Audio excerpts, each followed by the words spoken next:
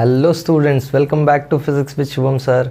आज हम लोग इस इलेक्ट्रोस्टैटिक्स टॉपिक में नया लेक्चर लेके आ गए हैं और आज थोड़ा लेक्चर जो होने वाला है वो थोड़ा एप्लीकेशन बेस्ड है। एप्लीकेशन बेस्ड मतलब मैं तुमको सिंपल वर्ड्स में बोलूँ तो आज हम थोड़े न्यूमेरिकल सॉल्व करने वाले हैं, ठीक है। अब तक इसके पहले हम लोग ने इलेक्ट्रोस्टैटिक्स या इलेक्ट्रिक चार्जेस एंड फील्ड्स में 01 से लेके 06 तक लेक्चर्स अपलोड कर दिए हैं, जिसका लिंक तुमको डिस्क्रिप्शन बॉक्स में मिल जाएगा। लेक्चर्स चालू हैं, कंटिन्यूसली डेली अपलोड हो रहे हैं। आज जो हम लोग न्यूमेरिकल्स करने वाले हैं ना, वो थोड़ा एक मैं तुमको कैटेगरी बता देता हूँ या तुमको मैं एक स्पेसिफिकेशन बता देता हूँ कहाँ का न्यूमेरिकल्स मैं करने वाला हूँ। जैसे अब तक जो हमने टॉपिक्स कवर किए हैं इलेक्ट्रोस्टैटिक्स में, वो अब तक अपने 11th स्टैंडर्ड के एचएससी बोर्ड के सारे टॉपिक्स हो गए हैं, ठीक है।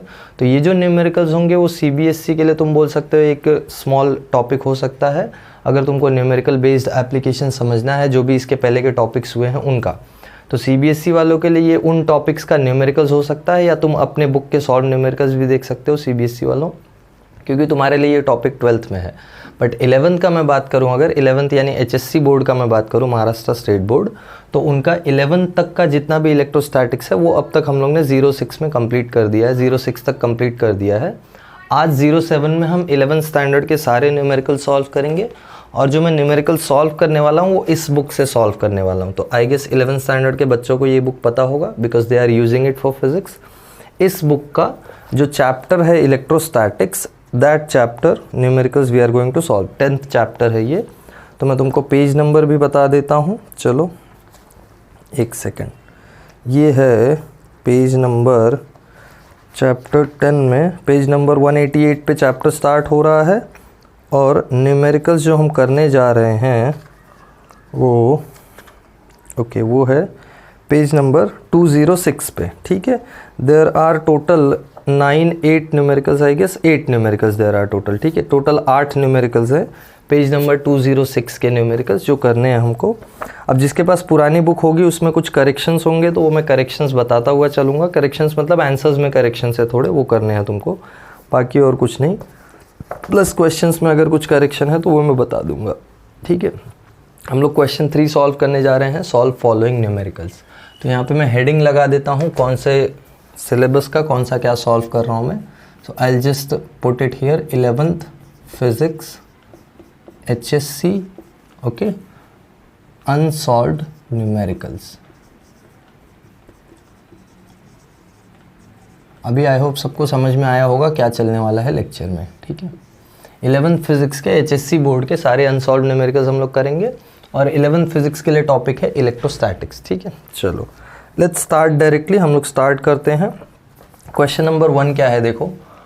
Question number 1 is 2 small spheres 18 centimeter apart have equal negative charges and repel each other with a force of 6 × 10⁻⁻8 Newton. Find total charge on both spheres. तो पहली बात तो हमको पता है 2 small spheres having equal negative charges, मतलब Q1 is equal to Q2, correct, इतना दिया है। And they are separated by a distance of 18 centimetre. इसको पहले कन्वर्ट कर लो तो ये हो जाएगा 0.18, या इसको मैं 18 ही रखता हूँ क्योंकि नंबर इजी हो जाएगा कैंसिल करने में, ठीक है। 10⁻⁻2 मीटर्स। उसके बाद दिया है they are experiencing a force of 6 × 10⁻⁻8 newton. चलो सॉल्व करते हैं। हमको क्या निकालना है, find the total charge on both spheres, मतलब 2Q की वैल्यू निकालनी है, ध्यान देना। Total charge on both spheres मतलब दोनों चार्जेस का टोटल कितना वैल्यू है, that we have to find out. चलो पहले सॉल्व करके Q निकालते हैं। अपने को मालूम है कूलम फोर्स का फॉर्मूला, फोर्स दिया हुआ है ना, ये वही कूलम फोर्स ही दिया हुआ है। तो फोर्स क्या होता है, फोर्स होता है 1/4πε0 Q1 Q2 upon r², is that correct? Okay, चलो 1/4πε0 की वैल्यू, या यहाँ से मुझे Q चाहिए ना, तो पहले सब्स्टिट्यूशन पूरा कर लेते हैं। ये हो जाएगा 1/4πε0, Q1 Q2 सेम है तो इसको मैं कोई एक Q ले लेता हूँ, Q² upon r², this is F। तो मुझे Q, ओके, सो सब्स्टिट्यूशन करते हैं यहाँ से। F की वैल्यू कितनी दी हुई है, F की वैल्यू दी हुई है 6 × 10⁻⁻8 इक्वल टू 1/4πε0 कितना होता है, 9 × 10⁻9 इंटू Q² हमको निकालना है, अपॉन r² यानी हो जाएगा 18 × 10⁻⁻2 का होल स्क्वायर, करेक्ट। यहाँ तक सब्स्टिट्यूशन सबको समझ में आया, ठीक है। यहाँ से क्यू स्क्वायर चाहिए तो सब सिंप्लीफाई करते हैं, एक तरफ लेके जाते हैं, तो क्यू स्क्वायर हो जाएगा 6 इंटू 10 पावर -8 इंटू 18 का स्क्वायर कर लो, ये न्यूमरेटर में जाएगा ना, तो ये हो जाएगा 18 इंटू 18 इंटू 10 पावर -4 अपॉन ये 9 इंटू 10 पावर +9 नीचे आ जाएगा, so this will be 9 into 10 power 9। चलो कैंसलेशन हो रहा है, ये कैंसिल हो जाएगा, ये कितना आ जाएगा 2, तो अपने पास नंबर क्या बच रहा है 6 2 12, 12 इंटू 18, ठीक है। सो 12 इंटू 18 इंटू 10 पावर कितना है देखो, -8 और -4 कितना हो जाएगा बोलो, -12 और +9 ऊपर आके -9 हो जाएगा, यानी -21, यानी यहाँ से आता है 10 पावर -21, राइट। और ये 12 इंटू 18 करोगे तो ये नंबर कितना आ जाएगा, 18 10 ज़ार 180, 18 2 ज़ार 36, यानी 180 + 36 हो जाएगा 216। सो 216 इंटू 10 पावर -21। अब ये सब ध्यान देना क्यू स्क्वायर की वैल्यू है, ओके। तो क्यू की वैल्यू निकालने के लिए इसका स्क्वायर तो मिल जाएगा, बट इसका स्क्वायर कैसे निकालोगे, ये ऑड नंबर है ना, तो हम लोग एक काम करते हैं, क्यू स्क्वायर को पहले सिंप्लीफाई करते हैं, तो इसको मैं लिखता हूँ 21.6 इंटू 10 पावर -20। अब -20 का स्क्वायर रूट हो जाएगा -10, पावर्स में स्क्वायर रूट हाफ हो जाता है, ये ध्यान देना, और ये नंबर का स्क्वायर रूट मैं देख सकता हूँ लॉग टेबल से। सो देयरफॉर यहाँ से क्यू की वैल्यू आ जाएगी, इसका स्क्वायर रूट मैं लॉग टेबल से देख के लिख दे रहा हूँ, इसका स्क्वायर रूट आता है 4.648, ओके, इंटू 10 पावर, इसका स्क्वायर रूट हो जाएगा -10 कूलम। ये है चार्ज की वैल्यू, ठीक है। अब ध्यान देना, हमको ये नहीं पूछा था, हमको पूछा था total charge on both the spheres, तो total charge on both the spheres कितना हो जाएगा 2Q मतलब 2 इंटू 4.648 इंटू 10 पावर -10, इसको मल्टीप्लाई करो तो कितना आ जाएगा, मल्टीप्लिकेशन कर सकते हो इसको, 2 8 ज़ार 16, देन 2 4 ज़ार 8 + 1 9, 2 6 ज़ार 12, 2 4 ज़ार 8 + 9, so 9.296 into 10 power -10 coulomb, and this is your total charge on both the spheres, जो हमको पूछा था क्वेश्चन में, ठीक है। आई होप सबको समझ में आया होगा सॉल्यूशन। हमने Q निकाला बाय यूजिंग कूलम्स लॉ का फॉर्मूला, कूलम्स लॉ का फॉर्मूला यूज़ किया और Q की वैल्यू निकाली। Q की वैल्यू के बाद हमको क्वेश्चन में पूछा था total charge on both the spheres 2Q, तो वो हमको 2 टाइम्स मल्टीप्लाई करने से मिल जाएगा, ओके। इसको पॉज करके नोट डाउन कर लो, फिर हम लोग सेकेंड वाला करते हैं, ओके। सो कर लिया होगा सबने फर्स्ट वाला कॉपी, करेक्शन कर लेना, अगर पुरानी बुक है तुम्हारे पास तो आंसर 2.93 इंटू 10 पावर -7 या -8 आई गेस दिया है, उसको करेक्शन करके 9.3 इंटू 10 पावर -10 कर लेना, ठीक है। सेकेंड क्वेश्चन देखते हैं। सेकेंड क्वेश्चन क्या है, a charge plus Q exerts a force of magnitude -0.2 Newton on another charge -2Q if they are separated by 25 centimeter. Determine the value of Q. चलो substitute करके फाइंड आउट करते हैं, force दिया हुआ है हमको, ठीक है। सिचुएशन इमेजिन कर सकते हो, ये एक चार्ज है +Q और ये एक दूसरा चार्ज है -2Q and they are separated by a distance of 25 centimetre, है ना। हमको बोला है कि if they are separated by 25 then find the value of Q की वैल्यू निकालनी है। कूलम्स फोर्स लगाते हैं डायरेक्टली, समझ में आ रहा होगा फोर्स कैसा लगेगा, अट्रैक्टिव फोर्स, ये इसको इधर अट्रैक्ट करेगा, ये इसको इधर अट्रैक्ट करेगा, और फोर्स की वैल्यू दी हुई है 0.2 न्यूटन। माइनस साइन का मतलब क्या होता है, माइनस साइन का मतलब है फोर्स अट्रैक्टिव है, that's all it means, okay. Substitute करके फाइंड करते हैं। सिंस कूलम्स फोर्स, या एक काम करता हूँ वैल्यू लिख लेता हूँ, R इज़ गिवन 25 सेंटीमीटर, इसको कन्वर्ट करो तो ये हो जाएगा 25 इंटू 10 पावर -2 मीटर्स, और तो कुछ कन्वर्जन करना नहीं है, फोर्स है 0.2 न्यूटन, ठीक है। सब्स्टिट्यूट करके फाइंड करते हैं। अगर Q1 Q2 लिखना है तो वो भी लिख लो, Q1 Q है, Q2 2Q है। सब्स्टिट्यूट करो, फोर्स का फॉर्मूला होता है Q1 Q2 अपॉन 4πε0 r²। ये अगर जिसको नहीं समझ में आया है तो उनके लिए मैं फिर से इसको पुराने फॉर्म में लिख देता हूँ। क्या है पुराना फॉर्म?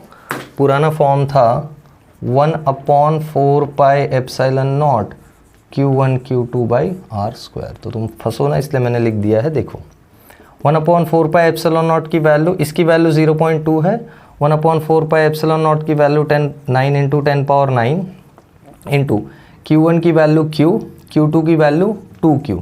अब अगर यहाँ माइनस साइन डालोगे तो यहाँ भी माइनस साइन डाल देना और दोनों कैंसिल हो जाएंगे, ठीक है। क्यों माइनस साइन डाल रहा हूँ? क्योंकि 2q माइनस में है ना, चलो ठीक है, ये माइनस साइन डाल दिया मैंने, अपॉन आर स्क्वायर, यानी ये हो जाएगा 25 इंटू 10⁻⁻2 का होल स्क्वायर, ठीक है। चलो माइनस साइन कैंसिल हो गया, हमको क्या मिल रहा है? हमको मिल रहा है 0.2 is equal to 9 into 10⁻9 upon 25 into 10⁻⁻2 का whole square into 2q square है ना, तो इंटू 2q स्क्वायर। फाइन। अब हमको q निकालना था, तो एक काम करते हैं, 2q स्क्वायर या q स्क्वायर को एक तरफ रखो, बाकी सारे नंबर्स को उस तरफ भेजो। तो q स्क्वायर ये पिछले वाले केस जैसा हो गया है। q square will be equal to 0.2 into 25 into 25 into 10⁻⁻2 का स्क्वायर -4, ये नीचे आ जाएगा, ये नीचे आ जाएगा, यानी upon 9 into 10⁻9 into 2। Is that correct? I hope इतना समझ में आया होगा सबको। चलो ये कैंसिल हो रहा है, ये 0.1 आ जाएगा, 0.1 मतलब 10⁻⁻1 होता है, ठीक है। तो 0.1 मिल गया यहाँ पे हमको कैंसिल करके। और कुछ कैंसिल हो रहा है? आई डोंट थिंक कुछ और कैंसिल हो रहा है, यानी यहाँ से अपने को मिलेगा 25 इंटू 25 अपॉन 9 इंटू 10 पावर, देखो कितना है, यहाँ है -1, ये -1 है, ये -4, -1 -4 कितना हो जाएगा? -5, और 9 ऊपर आ जाएगा तो -9 हो जाएगा, तो 9 5 14, यानी 10⁻⁻14, ठीक है। 10 पावर में किसी को कुछ डाउट रहेगा तो वापस से रिकॉल कर लो। यहाँ पे देखो 10⁻⁻1 है, ये -4 है, -1 -4 हो जाएगा -5, और ये +9 ऊपर आके -9 हो जाएगा, तो 9 5 14 या 9 5 14 -14, ठीक है। ये q स्क्वायर की वैल्यू है, तो q की वैल्यू डायरेक्टली यहाँ से दिखाई पड़ रहा है, स्क्वायर सारे स्क्वायर नंबर्स है ना, 25 इंटू 25 का स्क्वायर रूट 25, 9 का स्क्वायर रूट 3, मतलब अपने पास आंसर है 25/3 इंटू 10⁻⁻7, यानी इसको सिंप्लीफाई किया तो कितना आ जाएगा? डिवाइड कर लो, 3 8 यानी 8.1 बचेगा, यानी ये 333 जाएगा, 8.333 इंटू 10⁻⁻7 कूलम। ओके, ये है आंसर 8.333 इंटू 10⁻⁻7 कूलम। बुक में क्या आंसर दिया है? बुक में आंसर दिया है आई गेस 1.18 माइक्रो कूलम। तो वो कन्वर्जन, सॉरी वो चेंजेस कर लेना सब लोग बुक में। जिसके पास पुरानी बुक है उसकी बात कर रहा हूँ, जिसके बुक में करेक्टेड ये आंसर दिया है उसका कोई प्रॉब्लम नहीं है, ठीक है। चलो पॉज करके ये नोट डाउन कर लो, फिर हम लोग थर्ड वाला करते हैं। ओके, थर्ड वाला देखते हैं क्या है। 2 point charges या 2 charges 5 microcoulomb and -4 microcoulomb are kept 5 meter apart at points A and B respectively. How much work will have to be done to move the charge at A through a distance of 5 meter further away from point B along the line BA? मतलब ये situation ऐसा है, यहाँ point A है और यहाँ point B है, और ये दोनों चार्जेस, ये चार्ज है 5 माइक्रोकूलम का और ये चार्ज है 4 माइक्रोकूलम का, बट ये नेगेटिव चार्ज है, बस इतना डिफरेंस है। और ये जो डिस्टेंस है ये 5 मीटर है इनिशियली, बाद में इसको और 5 मीटर दूर लेके जाना है along the line BA। Suppose ये कोई पॉइंट C हो गया, अब ये 5 माइक्रोकूलम चार्ज यहाँ आ गया है, तो यहाँ टोटल डिस्टेंस कितनी हो जाएगी? यहाँ टोटल डिस्टेंस ये 5 मीटर हो गया, तो यहाँ टोटल डिस्टेंस हो जाएगी 10 मीटर, ठीक है। अब इसको सॉल्व करने के लिए करना क्या है ज़रा देखो। Q1 की वैल्यू दी हुई है, Q1 कितना है? Q1 है 5 माइक्रोकूलम, ठीक है। Q2 है -4 माइक्रोकूलम, R1 है 5 मीटर्स, R2 है 10 मीटर्स। R1 मतलब separation between two charges, initially 5 था, बाद में 10 हो गया है, तो 10 मीटर्स। हमको निकालना क्या है? हमको निकालना है वर्क डन। मतलब जब ये चार्ज को यहाँ से यहाँ लेके जा रहे हैं तो कितना वर्क लगेगा। तो पहले तो ये समझ लो कि वर्क लगेगा ही क्यों, मतलब ज़रूरत क्या है वर्क करने का। क्या ये ऐसे ही नहीं जा सकता? ऐसे ही इसलिए नहीं जा सकता है, और वर्क का ज़रूरत इसलिए है क्यों? क्योंकि यहाँ पे ये चार्ज माइनस है, ये प्लस है, मतलब there will be an attraction between these two charges ना, क्योंकि अनलाइक चार्जेस हैं, तो ये इस चार्ज को अट्रैक्ट करना चाहता है, मतलब इसको तुमको यहाँ से दूर लेके जाना है तो इसके अगेंस्ट वर्क करना पड़ेगा, ठीक है। तो एक कॉन्सेप्ट है वर्क का जो कि पोटेंशियल से रिलेटेड होता है। तुमको आई गेस ऑलरेडी ये पता होगा कि कोई भी पोटेंशियल, जैसे कहीं पे भी पोटेंशियल डिफरेंस V है और वहाँ कोई चार्ज Q मूव करता है तो वर्क डन क्या होता है, वर्क डन होता है Q इंटू V। ये यूज़ करके हम लोग ने ये वाला रिलेशन निकाला था, अगर तुमको याद हो तो वो था electric field was equal to potential difference upon distance. ये तुमको ठीक से याद होना चाहिए, ये हमने ये चैप्टर में किया है, ठीक है। चलो यही यूज़ करेंगे, बट एक नया इन्फॉर्मेशन तुमको मैं यहाँ बता देता हूँ जो आने वाले चैप्टर्स में आएगा, आगे 12th के इलेक्ट्रोस्टैटिक्स में आएगा, वो है पोटेंशियल का फॉर्मूला। तो पोटेंशियल कैसे निकालें ज़रा समझो। मतलब इस चार्ज की वजह से अगर इस पॉइंट पे पोटेंशियल पता चल जाए और इस पॉइंट पे पोटेंशियल पता चल जाए तो हम पोटेंशियल डिफरेंस निकाल सकते हैं, और Q इंटू पोटेंशियल डिफरेंस हो जाएगा हमारा वर्क डन। तो पहले पोटेंशियल निकालने का फॉर्मूला मैं यहाँ साइड में लिख देता हूँ। Potential due to a point charge, जैसे इलेक्ट्रिक फील्ड का फॉर्मूला तुमको याद हो, इट वॉज KQ/r² ना, किसी पॉइंट चार्ज Q से r डिस्टेंस दूर जाके ये फील्ड होती थी। तो वैसे ही पोटेंशियल का फॉर्मूला होता है KQ/r, ये होता है पोटेंशियल का फॉर्मूला। अब ये कहाँ से आया, इसके लिए तुम ये वाला रिलेशन यूज़ कर सकते हो, इट इज़ V/d ना। तो ये d कितना है, d तो r ही है ना, यहाँ पे कितना डिस्टेंस पे इलेक्ट्रिक फील्ड है, r डिस्टेंस पे। तो V/d करेंगे मतलब इलेक्ट्रिक फील्ड को r से डिवाइड कर देना है, यानी r से डिवाइड करोगे तो एक r बच जाएगा। समझ में आया ये सबको। ये रिलेशन यूज़ करके E is equal to V/d use करके हम ये रिलेशन निकाल सकते हैं। तो ये रिलेशन यूज़ करेंगे यहाँ पे। फर्स्ट पोजीशन पे पोटेंशियल जो होगा V1 that would be KQ/R1। अब ध्यान दो कौन से चार्ज की वजह से पोटेंशियल निकाल रहे हैं, हम वर्क इस चार्ज के अगेंस्ट कर रहे हैं ना, ये वाला चार्ज इसको पकड़ के रखना चाहता है, राइट, और हम इस चार्ज को मूव करा रहे हैं, तो हम इसका पोटेंशियल निकालेंगे इस पॉइंट पे, इसका पोटेंशियल निकालेंगे इस पॉइंट पे, और इस पूरे सिस्टम के पोटेंशियल में या इस चार्ज के पोटेंशियल में यहाँ से यहाँ जाने में कितना चेंज आया है, और उसमें इस चार्ज को हमने मूव कराया, तो Q इंटू V करके हम वर्क डन निकाल लेंगे, ठीक है। सब्स्टिट्यूट करो, K कितना होता है, K होता है 9 इंटू 10 पावर 9, यहाँ Q2 डाल देना, हम Q2 की वजह से निकाल रहे हैं, ये हो जाएगा 4 इंटू 10 पावर कितना है -6 ना, माइक्रोकूलम में है, अपॉन R1, R1 कितना है 5 metres, is that correct. Okay, यहाँ से कितना आ जाएगा answer, 9 4 36, 36 upon 5, right. So this is 36 upon 5 into 10 power कितना आ रहा है 9 और -6 यानी 10 पावर 3। यहाँ तक समझ में आया पोटेंशियल। ये 9 इंटू 10 पावर 9 है ना, और ये 4 इंटू 10 पावर -6 है, और ये 5 मीटर्स है, मतलब 36 अपॉन 5 इंटू 10 पावर 3 वोल्ट हो गया पोटेंशियल। इसको डिवाइड कर सकते हो, 5 7s आर आई गेस। चलो मैं डिवीजन करके आंसर लिखता हूँ डायरेक्टली। ओके, सो डिवीजन करके आंसर आता है 36, 5 7s आर यानी 7.5 7s आर, फिर 1 बचेगा ना यानी 2, 7.2 इंटू 10 पावर 3 वोल्ट्स। ये V1 की वैल्यू आ गई है। अब तुमको पोटेंशियल के बारे में जब 12th स्टैंडर्ड में या जब इसके बाद वाले इलेक्ट्रोस्टैटिक्स लेक्चर में पता चलेगा, तुमको पता चलेगा कि पोटेंशियल का जो वैल्यू होता है वो उसके साइन के साथ होता है। तो यहाँ माइनस साइन रखना है या नहीं रखना है, फिलहाल के लिए हम नहीं रख रहे हैं क्योंकि कन्वीनियंस है, बट जब हम लोग 12th का इलेक्ट्रोस्टैटिक्स करेंगे या इसके आगे वाले लेक्चर्स में जब भी हम पोटेंशियल का बात करेंगे तो स्ट्रिक्टली हम साइन के साथ ही रखते हैं, कैलकुलेशन में भी साइन के साथ रखते हैं, बट यहाँ तुमको पोटेंशियल इंट्रोड्यूस नहीं हुआ है तो इसलिए मैं साइन वाइन का कन्फ्यूजन नहीं रख रहा हूँ। आई will just simply find the change.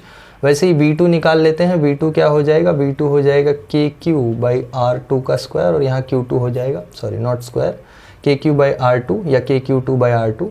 K है 9 इंटू 10 पावर 9 वापस से, Q2 वही है 4 into 10 power -6 divided by R2। इस बार चेंज हो गया है, R2 अब बढ़ के 10 हो गया है ना, तो 10 मीटर्स। यहाँ से सिंप्लीफाई करोगे तो ये आ जाएगा 36 इंटू 10 पावर कितना हो जाएगा 3 डिवाइडेड बाई 10, यानी ये आ रहा है 3.6 इंटू 10 पावर 3 वोल्ट। ये आ गया V2। अब हमने वर्क डन का डेफिनेशन देखा था, work done is change in potential यानी Q डेल्टा V, तो Q into V1 minus V2। ठीक है, अब चेंज इन पोटेंशियल अगर स्ट्रिक्ट मैनर में निकालने जाओगे तो चेंज होता है फाइनल माइनस इनिशियल। तो जब तुम फाइनल माइनस इनिशियल करोगे तो ये वैल्यू कॉर्पोरेट सॉरी ये वैल्यू तुमको मैच नहीं करेगी। क्यों नहीं मैच करेगी? क्योंकि हमने पॉजिटिव में रखा है ना नंबर्स को, तो इसी को नेगेटिव में डाल के सॉल्व किया तो वो वाला एग्जैक्ट मेथड सही हो जाएगा। ठीक है, अभी फ़िलहाल के लिए तुमको पोटेंशियल कुछ भी नहीं हुआ है, इसलिए मैं वो कर नहीं रहा हूँ ताकि तुम कंफ्यूज ना हो, अदरवाइज़ और कोई बात नहीं है। Q की वैल्यू है, कौन से चार्ज को हम मूव करा रहे हैं, 5 माइक्रोकूलम, तो ये हो जाएगा Q1 इंटू डेल्टा बी, यानी ये हो जाएगा 5 इंटू 10⁻⁻6 इंटू V1 कितना है, V1 है 7.2, यानी 7.2 माइनस 3.6। मैं देखो क्यों 10 पावर नहीं लगा रहा हूँ, क्योंकि दोनों में सेम 10 पावर्स हैं, तो मैं 10 पावर कॉमन ले लेता हूँ 3। ठीक है, यहाँ से हमको मिलता है 5 इंटू, देखो क्या आ रहा है, 5 इंटू 10⁻⁻6 और ये 10 पावर 3 यानी 10⁻⁻3। ये 7.2 माइनस 3.6 करोगे तो 3.6 आ जाएगा। तो फाइनली आंसर जो आता है दैट इज़ 18 इंटू 10⁻⁻3, ये वर्क डन का वैल्यू आ गया। या इसी को तुम लिख सकते हो 1.8 इंटू 10⁻⁻2 जूल्स। ईजी था, थोड़ा ये नया कॉन्सेप्ट है तुम्हारे लिए 11th वालों, तो अभी के लिए जस्ट एज इट इज़ समझ लो इसको क्या है। पोटेंशियल का फॉर्मूला, बस ये फॉर्मूला नया है तुम्हारे लिए, उसके बाद तो चार्ज इनटू पोटेंशियल करके वर्क डन मिलता है, ये तो तुमको भी पता है। ठीक है, तो बुक में जो वर्क डन का वैल्यू दिया है इट इज़ गिवन 4.5 इंटू 10⁻⁻2, पुराने बुक की बात कर रहा हूँ, तो करेक्शन कर लेना, जिसके बुक में करेक्टेड है उसका कोई प्रॉब्लम नहीं है। ठीक है, 4.5 की जगह 1.8 लिख लेना। ओके, कॉपी कर लो सब लोग बिल। ओके, चलो नेक्स्ट क्वेश्चन देखते हैं, 4th वाला। क्या है question? 4 charges of +6 into 10⁻⁻8 coulomb each are placed at the corners of a square whose sides are 3 centimetre each. Calculate the resultant force on each charge and show in direction on a diagram drawn to scale. अब scale पे draw करना है diagram, मतलब तुमको सारे sides को 3 centimetre ही लेना है, तो तुम स्केल से ड्रॉ करना, मैं तो स्केल से ड्रॉ नहीं कर रहा हूँ। और ये स्क्वायर है तो सारे साइड सेम होंगे और 3 सेंटीमीटर ईच का लेंथ है। सपोज़ ये स्क्वायर है मेरा और ये 4 कॉर्नर्स है। ठीक है, let this be first charge, यानी ये हो गया Q1, let this be second charge, ये हो गया Q2, और या ठीक है इसको मैं कहाँ रखूँ, चलो ये हो गया Q2, let this be third charge Q3, ये हो गया फोर्थ चार्ज Q4। मैं किसी एक पे फोर्स कैलकुलेट कर लूँ, सब पे वही सिचुएशन आने वाला है। कैसे, ज़रा देख लो। अगर मैं फर्स्ट चार्ज की बात करूँ तो फर्स्ट चार्ज Q2 से कुछ डिस्टेंस पे होगा, वो डिस्टेंस होगी 3 सेंटीमीटर। Q4 से कुछ डिस्टेंस पे होगा, वो होगी 3 सेंटीमीटर। Q3 से कुछ डिस्टेंस पे होगा, वो हो जाएगा डायगोनल का डिस्टेंस, राइट। तो मतलब टोटल फोर्सेस क्या हो जाते हैं, ऐड हो जाते हैं ना, बट अपने को पता है सुपरपोजिशन प्रिंसिपल के अकॉर्डिंग कि वेक्टोरिकली ऐड होंगे। तो वेक्टर एडिशन इस पे जो आने वाला है सेम इस पे भी आएगा, सेम इस पे भी, सेम इस पे भी। कैसे, इसके लिए देखो, इसके लिए 2 चार्जेस सेम डिस्टेंस पे हो जाएंगे 3 सेंटीमीटर के, और ये डायगोनल के डिस्टेंस पे हो जाएगा। सेम इसके लिए होगा, इसके लिए ये और ये चार्ज सेम डिस्टेंस 3 सेंटीमीटर पे, बट ये वाला डायगोनल के डिस्टेंस पे। सेम सिचुएशन इसके लिए, राइट। तो अपने को कुछ वैल्यूज़ निकालनी पड़ेंगी, जैसे कोई भी एक चार्ज कंसिडर कर लो जिसके लिए हम ये सब करें, फिर वेक्टर रेजोल्यूशन वगैरह करके रिजल्टेंट फोर्स निकाल लें, तो वो सेम फोर्स सबके लिए आ जाएगा। बस डायरेक्शन वगैरह के बारे में थोड़ा ध्यान देना पड़ेगा, जैसे करते हैं यहाँ सॉल्व। सारे चार्जेस का वैल्यू सेम है, ये बात ध्यान देना, ठीक है। हमको दिया है कि Q1 equal to Q2 equal to Q3 equal to Q4 is 6 into 10⁻⁻8 coulomb, ये हमको दे रखा है। वैसे ही R12 इक्वल टू R, या सिंपली मैं इसको R लिखता हूँ, ठीक है, बार बार पोजीशन में डाल के कंफ्यूज नहीं करता हूँ। 3 सेंटीमीटर, यानी ये हो जाएगा 3 इंटू 10⁻⁻2 मीटर, ठीक है। चलो मैं एक काम करता हूँ, Q2 के लिए सब कुछ करता हूँ, बीच में है ये चार्ज। Q2 के लिए देखो, ये वाला चार्ज, ये भी पॉजिटिव ये भी पॉजिटिव, तो ये वाला चार्ज Q2 को रिपेल करेगा ना, तो ये हो जाएगा फोर्स ऑन 2 ड्यू टू 3। समझ में आया ये नोटेशन, सबको याद है या नहीं ये notation? Force on charge 2 due to, sorry हमने 1 लिया है, force on charge 2 due to 1, this is F21, force on charge 2 due to 1। Similarly force on Q2 due to Q3, वो इधर होगा 90 डिग्री पे इससे, राइट। ये हो जाएगा फोर्स ऑन 2 ड्यू टू 3। समझ में आया? Okay, what about this force? ये वाला चार्ज भी पॉजिटिव है, तो ये इसको रिपेल करेगा, और रिपेल कैसे करेगा? डायगोनल के अलोंग रिपेल करेगा, मतलब ये फोर्स हो जाएगा। ओके, तो ये हो गया force, this is F on 2 due to 4, यानी F24। ये हो गया Q2 पे सारे फोर्सेस। ज़रा ध्यान से देखो Q2 पे जो रिजल्टेंट फोर्स है वो किधर है, वही हमको देखना है। ठीक है, ये हो गया Q2 पे जो रिजल्टेंट फोर्स है वो हमको देखना है। ये डिस्टेंस निकाल सकते हो, स्क्वायर के डायगोनल का वैल्यू क्या होता है पता है? अगर किसी को पता हो तो स्क्वायर के डायगोनल का वैल्यू होता है साइड इंटू √2। मतलब ये अगर 3 है तो ये हो जाएगा 3√2 सेंटीमीटर्स। बस इतना ही डिफरेंस है। मतलब हमको सारे डिस्टेंसेस पता है। अभी Q2 के लिए Q1 का डिस्टेंस पता है, Q3 का डिस्टेंस पता है और Q4 का डिस्टेंस पता है। तो यहाँ से क्लियरली दिखाई पड़ रहा है कि Q2 पे जो फोर्स Q1 लगाएगा वही Q3 लगाएगा, बट इन डिफरेंट डायरेक्शंस। ये इधर लगाएगा, ये इधर लगाएगा। तो मैग्नीट्यूड वाइज तो पहले मैं निकाल लेता हूँ। डायरेक्शन की बात, सॉरी, इसका जो मैग्नीट्यूड का बात है, देखो ये इसका डिस्टेंस अलग है ना, थोड़ा 3√2 है, तो इसके लिए अलग से फोर्स कैलकुलेट करेंगे। अब आई बात डायरेक्शन की, तो ज़रा ध्यान से देखो। अगर ये स्क्वायर है तो डायगोनल उसका एंगल बाइसेक्टर होता है, मतलब ये 45 डिग्रीज हो जाएगा। ये 45 मतलब ये भी 45, करेक्ट? ठीक है। अब ये 45 है तो ये वाले वेक्टर के दो कंपोनेंट्स होंगे। कैसे? इसका एक कंपोनेंट इधर आएगा और एक इसके अलोंग आएगा। क्यों? क्योंकि हमको पता है अगर कोई वेक्टर दिया है और उसका कुछ एंगल हमको दिया है किसी साइड से थीटा, तो हम रेजोल्यूशन कर सकते हैं। अगर ये ए है तो ये हो जाएगा ए कॉस थीटा और ये हो जाएगा A sine theta. Is that correct? तो मुझे ये वेक्टर के लिए एंगल पता है ये 45 और ये दोनों परपेंडिकुलर, मतलब ये भी एंगल 45, राइट? मतलब इन दोनों का रेजोल्यूशन मैं इसके अलोंग कर सकता हूँ 45 कंपोनेंट, यानी cos 45 कंपोनेंट्स आ जाएंगे। ठीक है। What about the other 2 components, यानी साइन थीटा वाले कंपोनेंट्स जो है उनका क्या होगा? तो साइन थीटा वाले कंपोनेंट्स क्लियरली दिखाई पड़ रहे हैं, दोनों के ऑपोजिट डायरेक्शन में जाने वाले हैं ना। तो ऑपोजिट डायरेक्शन में जाएंगे मतलब दोनों एक दूसरे को कैंसिल करेंगे। जैसे इसका साइन कंपोनेंट इधर जाएगा, इसका साइन कंपोनेंट इधर जाएगा। मैं वो रेजोल्यूशन अलग से दिखाऊंगा, अभी परेशान मत हो। फिलहाल हम मैग्नीट्यूड की बात कर लेते हैं। चलो मैग्नीट्यूड निकालते हैं।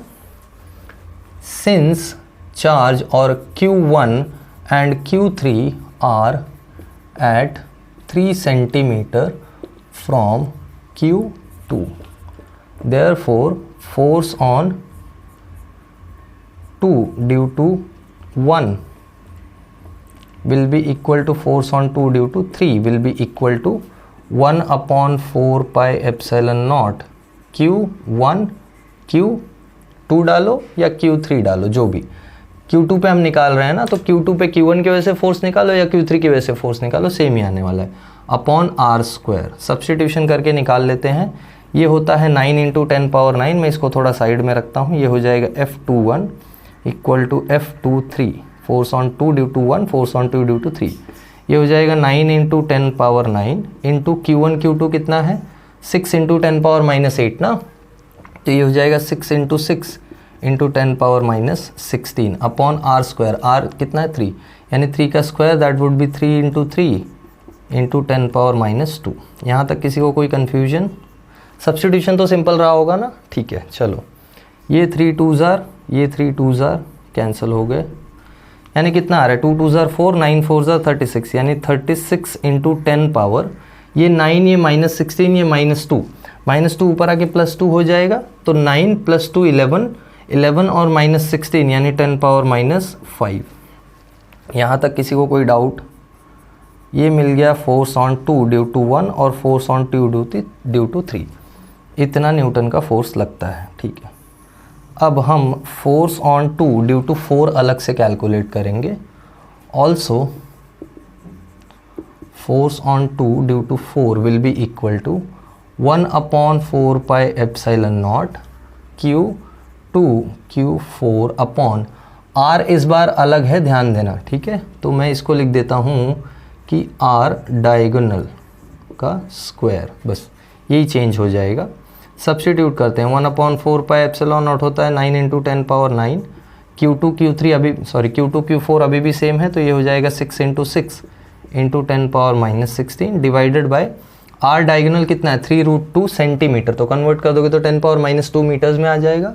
तो उसका स्क्वायर करेंगे तो ये हो जाएगा 9 × √2 का स्क्वायर 2 × 10⁻⁴। आई होप सबको समझ में आया। देखो एक चीज़ गलत कर दिया हमने, यहाँ पे R का स्क्वायर किया तो 10⁻⁴ आ जाएगा, राइट? वही एक 10 पावर रॉन्ग हो गया। तो ये ऊपर आके 9 4 13 हो जाएगा और ये -3 बचेगा। ओके, चलो very sorry for the mistake. Let's continue.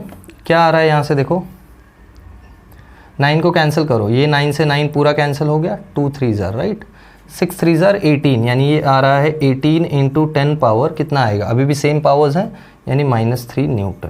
ठीक है, क्या आ गया F24। ज़रा ध्यान से देखो, F24 और F2321 में फ़र्क है ना, ये वाला आधा है इसका, मतलब देखो डिस्टेंस तुमने बढ़ाया तो फोर्स क्या हो गया, आधा हो गया ना, और डिस्टेंस कितना बढ़ा है तुम्हारा, डिस्टेंस ऑलमोस्ट 1/4 बढ़ा है, तो इसलिए फोर्स 1/4 भी नहीं, इंटू √2 टाइम्स बढ़ा है ना, तो तुम्हारा फोर्स ही आधा हो गया है, और ये क्लियरली अपने को पता भी है।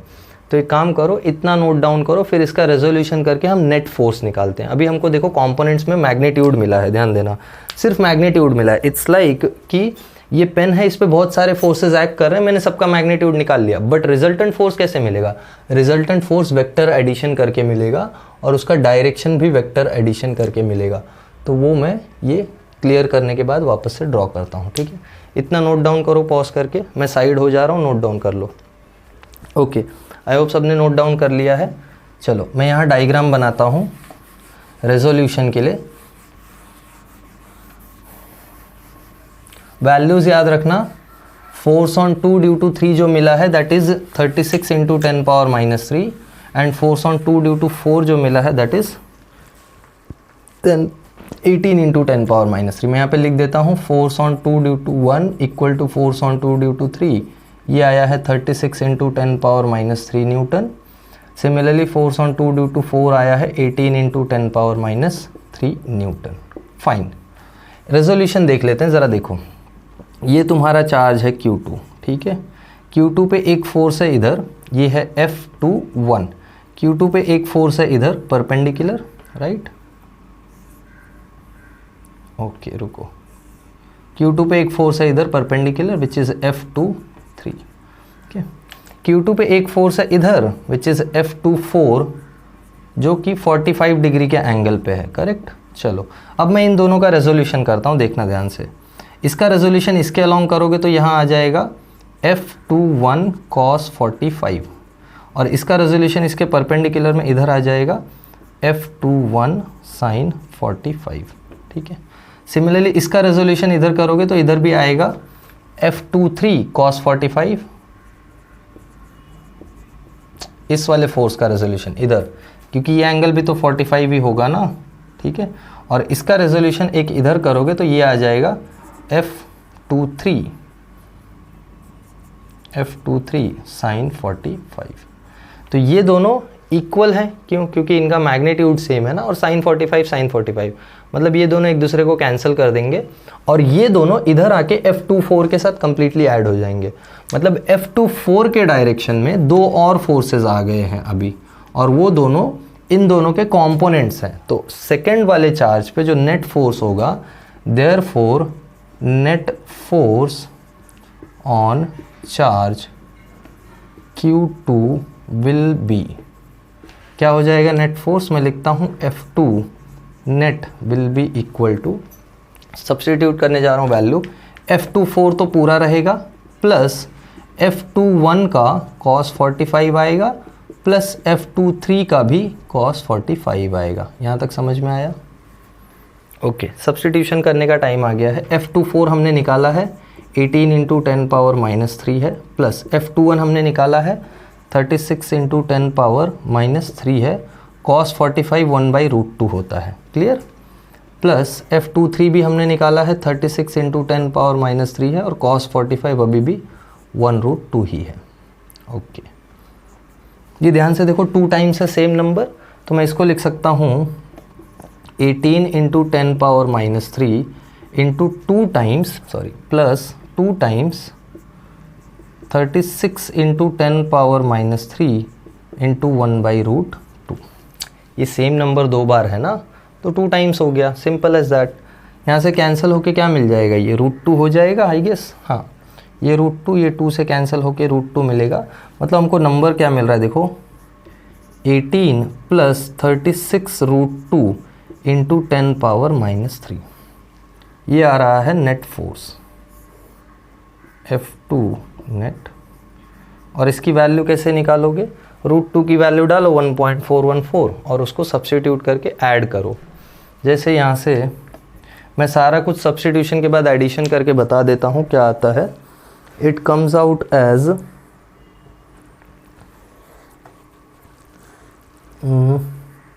ठीक है, ये आता है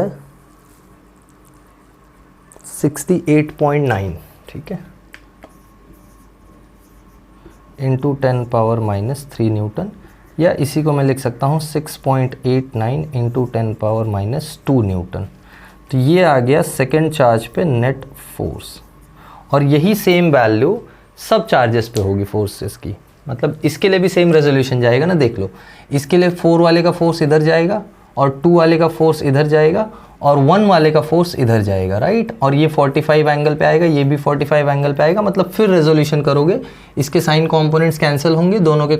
ओके सॉरी, एक कॉल आ गया था। तो मैं बोल रहा था इसके साइन कंपोनेंट्स इधर से कैंसिल हो जाएंगे और दोनों के कॉस कंपोनेंट्स इधर से ऐड होके वापस अपने को टोटल वैल्यू दे देंगे। सेम Q4 के लिए Q3 की वजह से फोर्स इधर, Q1 की वजह से फोर्स इधर, Q2 की वजह से फोर्स इधर, और वापस रेजोल्यूशन से दोनों के कॉस कंपोनेंट्स इधर ऐड होंगे और साइन कंपोनेंट्स कैंसिल होंगे। सेम Q1 के लिए भी होगा, ठीक है। तो आई होप सबको समझ में आया होगा resolution. Therefore net force on each of the charges is this 6.89 into 10 power minus 2 Newton, जो कि बुक से आंसर मैच भी करता है। तो सब लोग इसको नोट डाउन करो अच्छे से, और कोई भी डाउट रहेगा तो इसको वापस से रिकॉल करो जो भी चल रहा है। यहाँ रेजोल्यूशन, यही रेजोल्यूशन मेन है, इसको ठीक से समझ लिया तो सब कुछ समझ में आ जाएगा, ठीक है। ओके, नोट डाउन करो पॉज करके। ओके, नेक्स्ट क्वेश्चन देखते हैं, फिफ्थ वाला। क्या है फिफ्थ क्वेश्चन?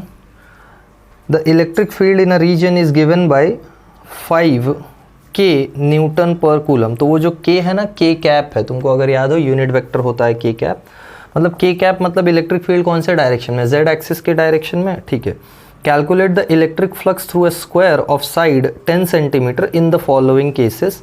मैं इलेक्ट्रिक फील्ड की वैल्यू लिख लेता हूँ। इलेक्ट्रिक फील्ड वेक्टर जो है that is 5 K cap Newton per coulomb. K cap का मीनिंग क्या है? It is along Z axis. मैं यहाँ पे लिख दे रहा हूँ, ठीक है। क्या बोला है अपने को? बोला first case when the square is along X Y plane, ठीक है। In the second case when the square is along X Z plane, and third case the normal to the square makes an angle 45 degree with the Z axis. चलो first वाला case में discuss करता हूँ। यहाँ पे side दिया हुआ है, स्क्वायर का साइड लेंथ कितना है? साइड लेंथ है 10 सेंटीमीटर। ओके, तो फ्लक्स निकालना है ना हमको। तो फ्लक्स के लिए क्या होता है? फ्लक्स के लिए अपने को फॉर्मूला पता है, कैलकुलेट इलेक्ट्रिक फ्लक्स। तो फ्लक्स के लिए हमको फॉर्मूला पता है, वो होता है E इंटू ए इंटू कॉस थीटा। तो पहले हमको इलेक्ट्रिक फील्ड और एरिया वेक्टर का एंगल समझना पड़ेगा, कैसा सिचुएशन है यहाँ पे। जैसे देखो, ये अगर मेरा एक्स वाई एक्सिस है, ठीक है, ये अगर मेरा एक्स वाई एक्सिस है और ये जेड एक्सिस है, right, like this, Z, this is X, this is Y. तो पहले इनिशियली ये स्क्वायर को एक्स वाई प्लेन में रखा है ना, फर्स्ट वाले केस में, when the square is along X Y plane. तो मैं तुमको इमेजिन करवाता हूँ। देखो, जैसे ये वो स्क्वायर है, ठीक है, और इलेक्ट्रिक फील्ड कैसी है ज़रा समझा देता हूँ। ये एक्स वाई प्लेन में है, ये एक्स एक्सिस, ये वाई एक्सिस, ठीक है, ये एक्स वाई प्लेन में है। इलेक्ट्रिक फील्ड जेड एक्सिस के अलॉन्ग है, मतलब इलेक्ट्रिक फील्ड ऐसे आउटवर्ड है। समझ में आ रहा है ये चीज़? तो देखो, इलेक्ट्रिक फील्ड लाइंस भी ऐसे आउटवर्ड बाहर आती हुई होंगी, राइट। और ये एक्स वाई प्लेन में रखा है मैंने, सपोज ये एक्स एक्सिस, ये वाई, या ये एक्स और ये वाई, जैसे भी तुमको समझ में आता है, एक्स वाई, ये एक्स वाई प्लेन में रखा है ऐसे, और जेड एक्सिस के अलॉन्ग इलेक्ट्रिक फील्ड लाइंस जा रही हैं। तो ज़रा ध्यान से देखो, ये सरफेस का एरिया वेक्टर इसके आउटवर्ड नॉर्मल आता है, ये बताया था मैंने। तो इसका एरिया वेक्टर आउटवर्ड नॉर्मल है, इलेक्ट्रिक फील्ड भी आउटवर्ड है। So when square is in X Y plane, its area vector is parallel to electric field vector. ये चीज़ सबको समझ में आया है अच्छे से? नहीं समझ में आया है तो पीछे करके लेक्चर को वापस से देखो, ठीक है, स्लो करके देखो, नहीं समझ में आ रहा है तो ध्यान से समझो मैं क्या बोल रहा हूँ। ये एक्स वाई प्लेन में है तो इसका एरिया वेक्टर बाहर, इलेक्ट्रिक फील्ड जेड एक्सिस के अलॉन्ग है तो इलेक्ट्रिक फील्ड भी बाहर। तो ये जो फील्ड और एरिया वेक्टर हैं दोनों पैरेलल हैं, तो ये केस में फ्लक्स का फॉर्मूला होता है E इंटू ए, राइट। एंगल 0 हो गया ना, तो फ्लक्स का फॉर्मूला हो जाएगा E इंटू ए। ई की वैल्यू है 5 इंटू एरिया। एरिया कैसे सब्सटीट्यूट करोगे? एरिया होता है स्क्वायर के लिए साइड का स्क्वायर, यानी ये हो जाएगा 10। और फर्स्ट ऑफ ऑल ये न्यूटन पर कूलम यानी एसआई में है तो इसको एसआई में कन्वर्ट करो, तो ये हो जाएगा 10 into 10 power minus 2 metre, correct. तो ये 10 इंटू 10 पावर माइनस 2 का स्क्वायर हो जाएगा। अब देखो आंसर क्या आता है, 5 इंटू ये 10 पावर कितना हो जाएगा -2 और ये +1 यानी -1 का स्क्वायर यानी -2। Okay, so this is what the value is, flux is equal to 5 into 10 power -2 weber. Okay, ये एक वैल्यू आ गई। वेबर में लिखो चाहे तो वोल्ट मीटर में लिखो, जैसे भी तुमको समझ में आता है। ओके, ये फर्स्ट केस हो गया। सेकेंड केस देखते हैं क्या था। सेकेंड केस था when it is along XZ plane, ठीक है, when square is along XZ plane. ये XZ प्लेन इमेजिन कर पा रहे हो? XZ प्लेन मतलब यहाँ पे रखा है स्क्वायर को ऐसे। मैं तुमको बता देता हूँ, देखो फिर से बुक बंद करना पड़ेगा, देखते हैं। ये मेरा स्क्वायर है, ठीक है, इसको मेरे को XZ प्लेन में रखना है ना। तो ये X एक्सिस है, ये Y एक्सिस है और ये बाहर आती हुई Z एक्सिस है। मतलब XZ प्लेन में ये ऐसे हो जाएगा XZ, Y तो ऊपर है ना ऐसे, बट इलेक्ट्रिक फील्ड किधर जा रही है? इलेक्ट्रिक फील्ड ऐसे जा रही है अलॉन्ग Z एक्सिस, मतलब इसके पैरेलल चल रही है। और इसका एरिया वेक्टर किधर होता है? सरफेस का एरिया वेक्टर उसके परपेंडिकुलर, मतलब ये उसका एरिया वेक्टर ऐसे या फिर ऐसे। दोनों केसेस में एरिया वेक्टर और इलेक्ट्रिक फील्ड वेक्टर में एंगल कितना है? 90। So therefore when it is along X and Z plane, its area vector is perpendicular to electric field vector. So therefore flux is equal to EA क्या? cos 90। cos 90 होता है 0, तो flux भी आ गया 0। Simple था समझना, बस ओरिएंटेशन पे ध्यान देना है कि कहाँ रख रहे हैं इसको। थर्ड केस क्या है? फिर से बुक खोल लो चलो, थर्ड केस है the normal to the square makes an angle of 45 degree with the Z axis. Square का नॉर्मल मतलब उसका एरिया वेक्टर, ठीक है, स्क्वायर के ऊपर नॉर्मल मतलब उसका एरिया वेक्टर, राइट। ये स्क्वायर है, ये उसका नॉर्मल, स्क्वायर पे नॉर्मल, तो ये उसका एरिया वेक्टर हो गया ना। ये एरिया वेक्टर Z एक्सिस से 45 डिग्रीज पे है, मतलब when area vector is at 45 degrees from electric field. क्यों? क्योंकि Z एक्सिस के अलॉन्ग इलेक्ट्रिक फील्ड भी तो है। तो अब फ्लक्स क्या हो जाएगा? Therefore flux will be EA cos 45। Substitution करते हैं, E कितना है? 5 इंटू A कितना निकाला हमने? 10 पावर -2 इंटू cos 45 होता है 1/√2, यानी ये आ रहा है 5/√2 इंटू 10 पावर -2, यानी यहाँ से फ्लक्स आता है 3.5 इंटू 10 पावर -2 वेबर या वोल्ट मीटर, जो भी यूनिट तुमको याद रहती है, ठीक है। अब ये बोलोगे कहाँ से लिख दिया सर ने? तो 5/√2 होता है 5/1.414, जिसका आंसर 3.5 आता है। तो ये सिंप्लीफाई करके लिख लेना, ओके, ऑल राइट। चलो नोट डाउन करो पॉज करके। ओके, नेक्स्ट क्वेश्चन देखते हैं क्या है। देखो 6th question, 3 equal charges of 10 into 10 power -8 coulomb respectively, each located at the corners of a right triangle whose sides are 15 cm, 20 cm and 25 cm respectively. Find the force exerted on the charge located at the 90 degree angle। मतलब एक equilateral triangle है और इस equilateral triangle के तीनों corners पे एक एक चार्जेस रखे हुए हैं जिनका मैग्नीट्यूड है सेम, ओके, लाइक दिस। चलो, एक चार्ज यहाँ है, इसी के ऊपर हमको टोटल फोर्स कैलकुलेट करना है 90 डिग्री एंगल वाले पे। क्या है देख लेते हैं। This is 90 degree angle. Charges का वैल्यू है, चार्जेस का वैल्यू सब पे सेम है, 10 इंटू 10 पावर -8। यहाँ भी 10 इंटू 10 पावर -8, यहाँ भी 10 इंटू 10 पावर -8। ध्यान देना ये कूलम में है, तो परेशान मत होना किस यूनिट में लिखा है सर ने। फोर्स कैसे निकालेंगे ज़रा देखो। एक डिस्टेंस 20 सेंटीमीटर, ये डिस्टेंस 25 सेंटीमीटर, आई गेस इतना ही है। अच्छा 15, 20 और 25 ना, तो ये 20 लिया है तो लेट दिस बी 15 सेंटीमीटर और ये 25। हमेशा हाइपोटेन्यूस को ही बड़ा रखना, कभी हाइपोटेन्यूस को छोटा मत कर देना गलती से। ये 90 डिग्री वाला एंगल है, मतलब इस पे फोर्स निकालना है। तो पहली बात तो फोर्स किसकी वजह से है? एक इस चार्ज की वजह से फोर्स आएगा, एक इस चार्ज की वजह से फोर्स आएगा। इसके वजह से फोर्स कितना आएगा ज़रा ध्यान से देखो। इसकी वजह से फोर्स इधर जा रहा होगा क्योंकि चार्जेस का मैग्नीट्यूड सेम है। तो मैं इनको नाम दे देता हूँ, first charge, second charge and, ठीक है, ये हो गया सेकेंड चार्ज और ये हो गया थर्ड चार्ज। ठीक है, तो इसको मैं बोलूँगा force on 2 due to 1, is that correct? ठीक है, इसके वजह से इस पर फोर्स किधर आएगा, इधर आ जाएगा, इजंट इट? यस, ओके, ये हो गया फोर्स ऑन क्या, second charge due to third one. ठीक है, वैल्यूज़ निकाल लेते हैं। अब ये दोनों फोर्सेस 90 डिग्री के एंगल पे हैं, तो इनका मैग्नीट्यूड मुझे निकालने आ जाएगा या पैरेललोग्राम लॉ लगाने आ जाएगा, देख लेंगे, अप्लाई कर लेंगे। चलो पहले तो मैग्नीट्यूड निकाल लेते हैं। F ऑन 2 ड्यू टू 1, मैं पहले Q1 Q2 Q3 लिख दूँ। Q1 Q2 Q3 सब कितना है, 10 × 10 पावर -8, या इसी को मैं 10 पावर -7 कूलम लिखता हूँ, परेशान ना हो, है ना, फालतू का क्यों बार बार वैल्यू कैरी करना, एक ही 10 पावर में डाल दिया है। R1 R2 R3 लिख लेते हैं। R1, या मैं इसको लिखूं 1 से 2 का डिस्टेंस, यानी R12 कितना है, 20 सेंटीमीटर, यानी ये हो जाएगा 20 × 10 पावर -2 सेंटीमीटर।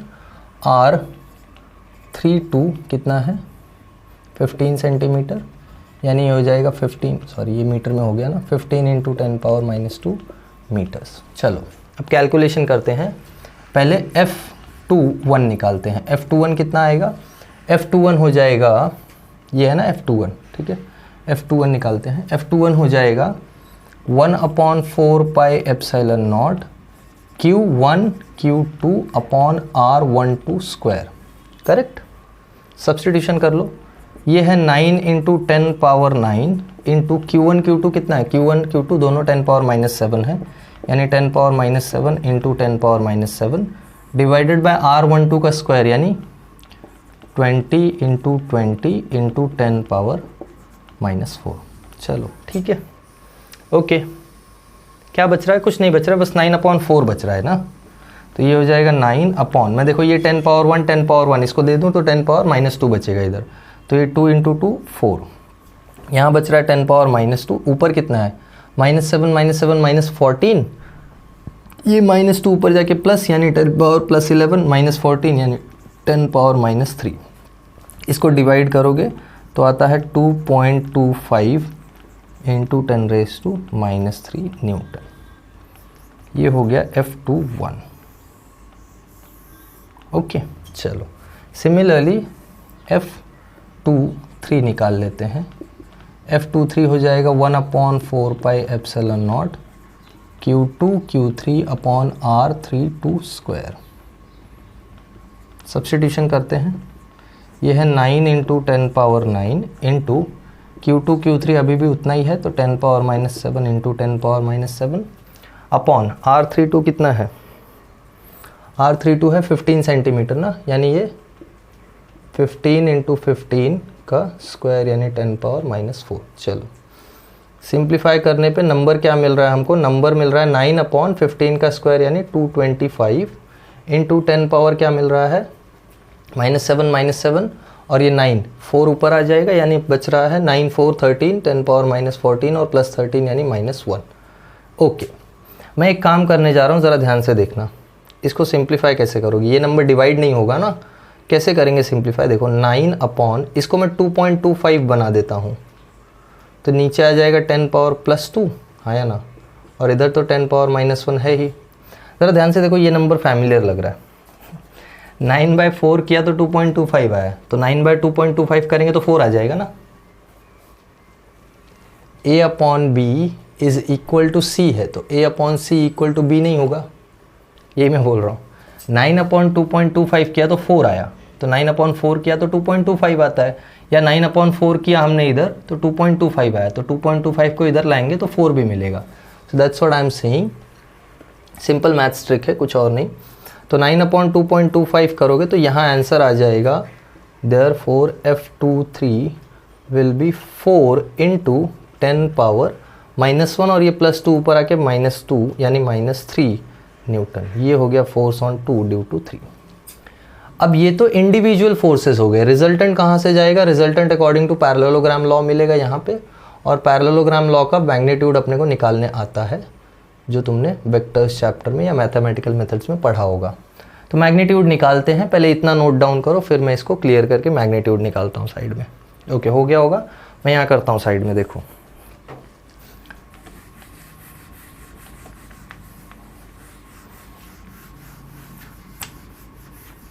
पॉज करके नोट डाउन कर लिया करो, मैं रब कर देता हूँ। तो चलो